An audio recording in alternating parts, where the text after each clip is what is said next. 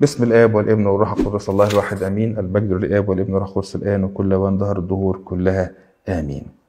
سؤال على تعليق على الكلمة اللي بتقول أن الدين أفيون للشعوب، وحقيقة يعني بيوجه يعني انتقادات ومعارضات كثيرة للدين، على اعتبار ان طبعا عارفين الشعار ده استخدمه الفيلسوف الألماني كارل ماركس، وكان يعني بيقاوم به الرأسمالية وسيطرة الرأسمالية على الناس، وقال انه الدين ده ما هو الا مسكن او مخدر الناس بتستغله، اصحاب السلطة الدينية بيستغلوه عشان خاطر يقنعوا الفقراء ان هم يعني يرضوا بنصيبهم، ويقنعوا الناس ان ترضى بنصيبها في الدنيا، في الفقر او في المرض او في الالم، وانه نوع من المخدر للناس ان هي يعني لا تبحث ولا تتطور ولا تسعى ولا تثور ولا تطلب الاصلاح وهكذا. فمن هنا اتت الكلمه اللي بتقول ان الدين افيون للشعوب، والحقيقه احنا يعني عندنا كل الحق ان احنا نرد على الكلمه ديت. يعني فالمسيحيه حقيقه بعيده كل البعد عن مفهوم الدين الحرفي اللي هو عباره عن معتقدات وتطبيقات عمليه وممارسات، وان الانسان يقيم نفسه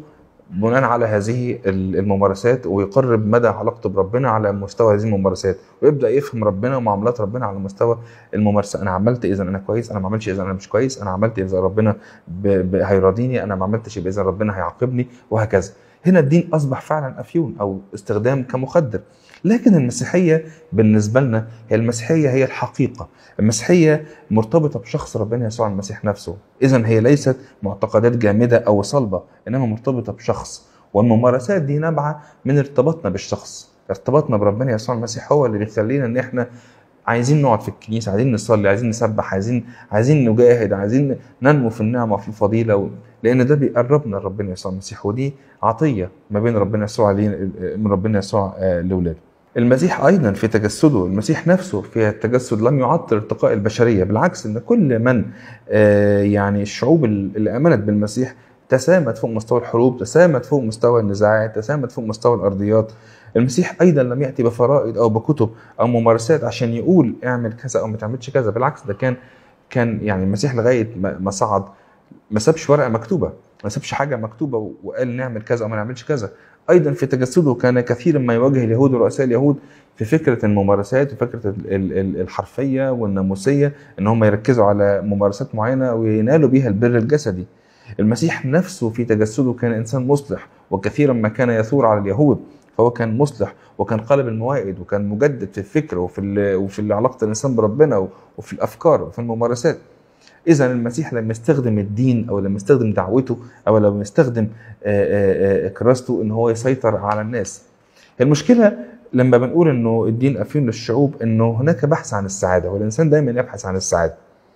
فارتبط البحث عن السعادة دوت بأمور، يا إما أمور أرضية اللي هي تبقى مرتبطة بالجسد والمال والكرامة والأرضيات، أو السعادة المسيحية. السعادة المسيحية في الارتباط بشخص ربنا يسوع، سواء هنا أو هذا الارتباط يكمل ونناله بالكمال فوق في السماء.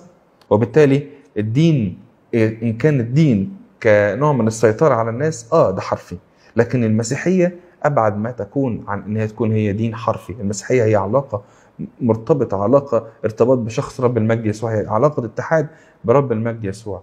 الحقيقة المسيحية هي الحقيقة. يتبقى لنا أن نفصل بين المسيحية والمسيحيين، لأن هناك مسيحيين لا يمثلوا المسيحية في وجهها الصحيح، لكنهم يسعوا للسيطرة، يسعوا لانتقاد الناس، يسعوا لإدانة الناس، يسعوا أن هم يدخلوا ربنا ويلصقوا بربنا أمور يعني الله يتسامى عنها، الله يعني يرتفع عنها ويرتفع فكره عن أفكار البشر.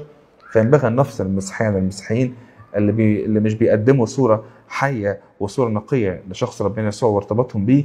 أيضا يتبقى أن نقول أن هناك مرضى للسلطة، وأسهل طريق أن الواحد يعني يمارس فيه السلطة هي السلطة الدينية، وأنه يوهم الناس أنه هو عنده الحق وما عداه يكون على غير حق. وبالتالي يصبح الدين أو السلطة الدينية هي أفيون، أنه هو يقنع الناس والناس تتبعه، والناس لا تقوى على أن هي تكون مخالفة. فعرفنا يعني مفهوم الدين، وعرفنا يعني مفهوم المسيحية، وعرفنا مفهوم السعادة والفرح، وقلنا نفصل الباقيين من المسيحية والمسيحيين اللي مش فاهمين المسيحية صح، أو مش مطبقين لمعايير الاتحاد الإنسان بربنا يسوع. وإنه هذا الشعار كثيرا ما يستخدم من مرضى السلطة، وبقول أسهل طريق للسلطة هو السلطة الدينية، وإنك تقنع الناس إن أنت صح وأي حد غيرك غلط.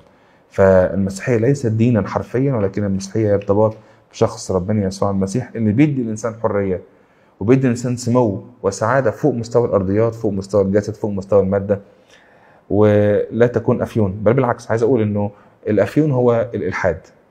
الإلحاد هو أفيون الشعوب، لأن الإلحاد عايز يلغي ربنا، وبالتالي طالما أنا لغيت ربنا فأعمل اللي أنا عايزه. فالأفيون إن أنا أعمل اللي أنا عايزه وأظن إن مفيش عقاب ومفيش